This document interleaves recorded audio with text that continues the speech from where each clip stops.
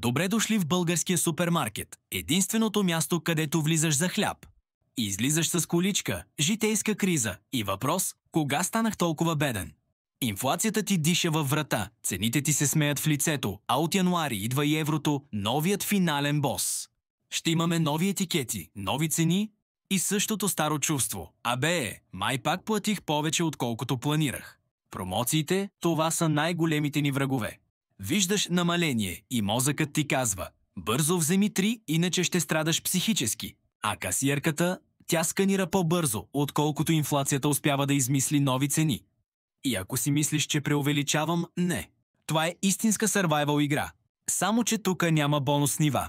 Има само празен портфейл и вътрешен монолог. Защо взех френско сирене? Аз дори нямам хляб. Ако искаш да разбереш какво наистина се случва с цените, еврото, мозъка ти и защо българският супермаркет е най-тежкият фитнес за нервната система, гледай пълното видео в канала. Обещавам, ще се посмееш.